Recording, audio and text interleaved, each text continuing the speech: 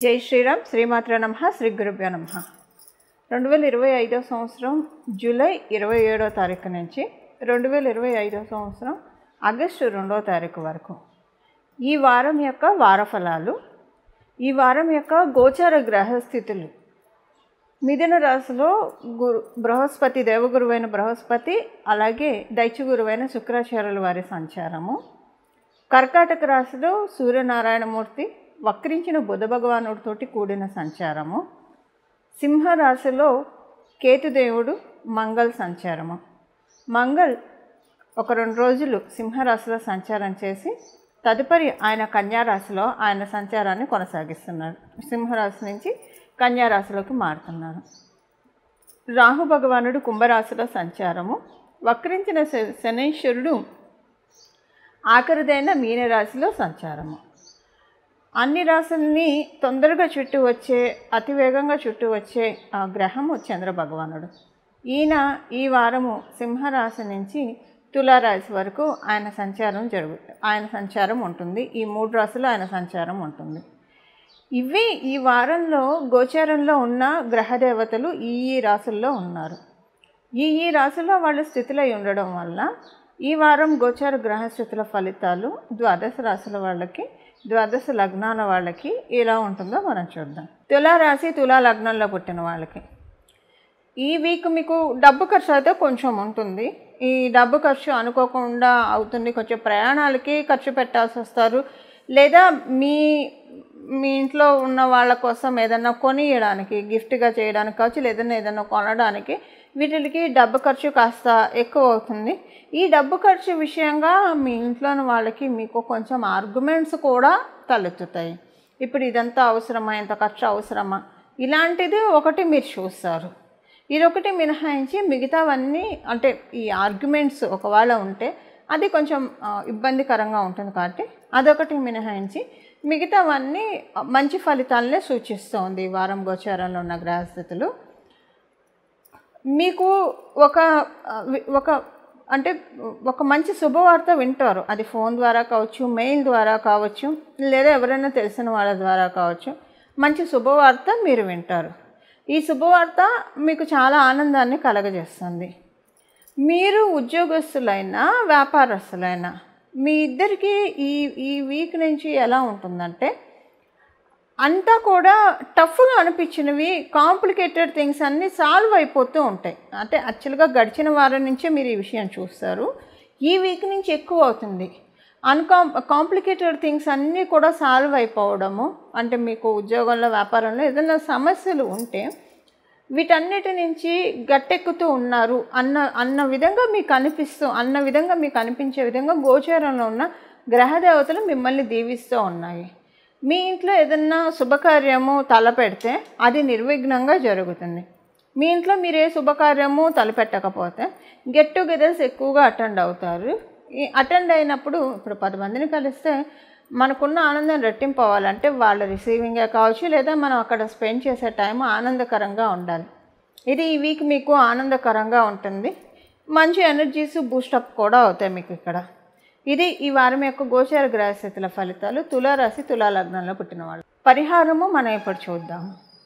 పరిహారము 2 విధాలైన పరిహారాలు చెప్తాను. ఈ రెండిట్లో మీకు ఏది కుదిరితే మీరు అది చేయండి. 2 చేస్తామంటే మహాభేషుకు చక్కగా ఉంటుంది. మొదటి పరిహారం ఏంటంటే, యాక్చువల్గా ఇక్కడి నుంచి ఈ వారం మొదలుకొని ఒక 41 రోజులు లేదా తుదకి 21 రోజులైనా సరే, ఏకవింశతి రోజులు అయినా, దినాలైనా కావచ్చు, లేదా మండలం 41 రోజులు, మీ ఓపిక. ప్రతిరోజు సాయంత్రం పూట ఏదన్నా దేవాలయాన్ని సందర్శించండి.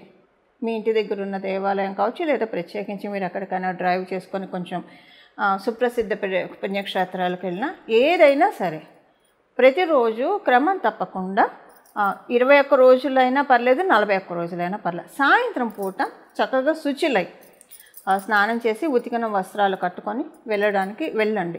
ఇది చాలా మంచిది. ఇప్పుడు ఒకవేళ కొంతమంది ఇంట్లోనే ఉంటారు, ఎవరిని తగలము, మన ఇంట్లోనే ఉంటే ఎవరిని ముట్టుకోము. కాబట్టి అప్పుడు మీరు కాళ్ళు చేతులు, కొంతమందికి 2వ పూట స్నానం చేస్తే సైనసైటిస్ ఇలా ప్రాబ్లం ఉన్న వాళ్ళకి పడకపోవచ్చు. అప్పుడు మీరు ఉతికిన వస్త్రాలు ధరించి కాళ్ళు చేతులు మొహం కడుక్కొని ఇంట్లో ఉన్న పని అయితే మీరు వెళ్ళవచ్చు. సో ఇప్పుడు అంటే అందరికీ ఓపిక ఉండకపోవచ్చు ప్రతిరోజు గుడికి వెళ్ళాలంటే, కొంతమందికి కుదరదు, ఎందుకంటే ఆఫీసులకి వెళ్తారు, మరి కుదరాలి కదా, వాళ్ళకి టైమ్స్ అడ్జస్ట్ అవ్వవు. అలాంటప్పుడు ఏం చేస్తారంటే, మీకు కుదరదు అని అనుకుంటే కనుక ప్రతిరోజు సూర్యాస్త సమయము, ప్రదోష సమయం అని అంటాం, ఈ సమయంలో ఏవి తినకండి. సహజంగా కొంచెం ఆ టైంలో ఏవో స్నాక్స్ అవి తినే అలవాటు ఉంటుంది చాలామందికి. 21 రోజులు 41 రోజులు మీరు కావాలంటే బిఫోర్ 4:30 లోపల తినేసేయండి, లేదా 7 తర్వాత తినండి.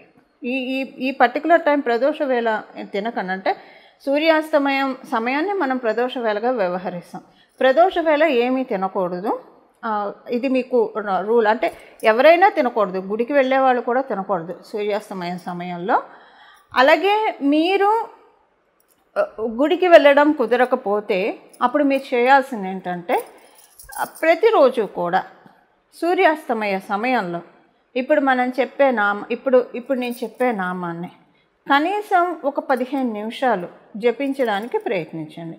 ఇది నామం కాబట్టి ఎలాంటి దోషము లేదు, ఎప్పుడైనా చెప్పుకోవచ్చు. మనం సర్వకాల సర్వావస్థలు, మనం ఏ అవస్థలో ఉన్నా సరే, ఆఫీస్లో ఉన్నాం, బాత్రూమ్కి వెళ్ళి వచ్చిన బట్టలు, లేదా రకరకాల మనుషులను తగిలాము, ఏదో తినకూడదని తిన్నారు. ఇప్పుడు అంటే తినకూడదంటే నా ఉద్దేశం అలా అని కాదు, కొంచెం అదర్ క్యాస్ట్ వాళ్ళు నాన్ వెజ్ తింటే పూజలు అవి చేసుకోవడానికి ఆలోచిస్తారు కాబట్టి. సో నామ జప, అందుకే సర్వకాల సర్వ అవస్థలు అని చెప్తాడు భగవంతుడు.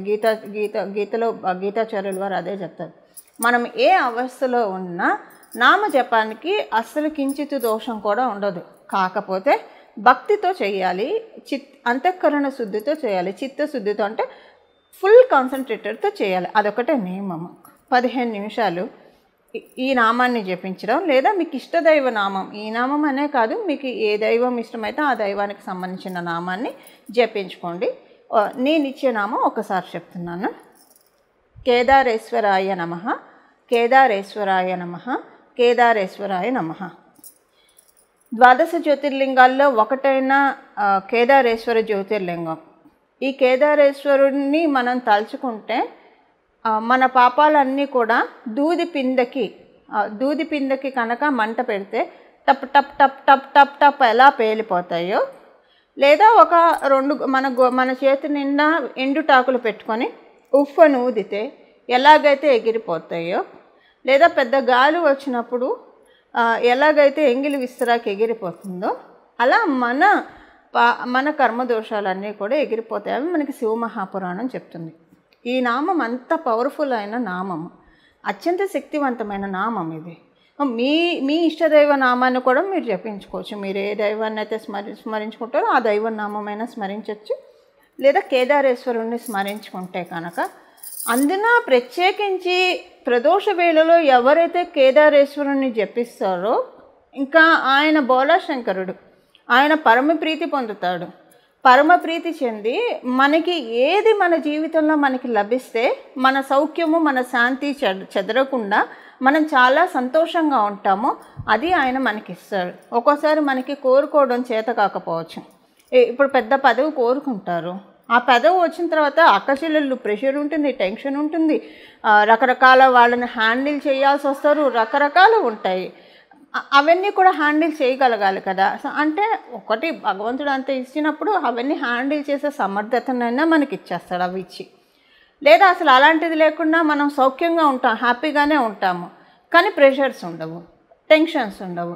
అవి ఈ 2 లేకుండా హ్యాపీనెస్ ఇస్తాడు. ఏదైతే మనకి ఏది మనకి అందిస్తే మంచిదో, మనం ప్రశాంతంగా ఉంటామో అది మనకి ఇస్తాడు. ఒక్కోసారి మనకి పడనివి మనం కోరుకుంటే, తినకూడని ఆహారం తింటే అజీర్తి చేసి ఎలా ఇబ్బంది పడతామో, మనకి తెలియకుండా కోరకూడనివి కోరుకుంటే వాటి వల్ల పెయిన్ ఉండి అది జాతక చక్రానికి అజీర్తి అనుకోండి, అంతే. దానివల్ల అబ్బా ఇది అనవసరంగా వచ్చింది, ఇది రాకపోయింటే బాగుండేదేమో అని అనుకుంటారు. సో అలాంటివి కాకుండా భగవంతుడు మనకి ఏదైతే మనం హ్యాపీగా ఉంటామో అది మనకిస్తాడు. ఎండ్ ఆఫ్ ది డే మనందరికి కావాల్సింది ఏంటి? సుఖ సౌఖ్యాలు, సంతోషము, ఆనందము. ఇది ఖచ్చితంగా ఎక్స్పీరియన్స్ అవుతారు. ఈ 6 నెలల్లో మంచి ప్రామిస్ అయితే గ్రహదేవతలు త్రో చేస్తున్నాయి.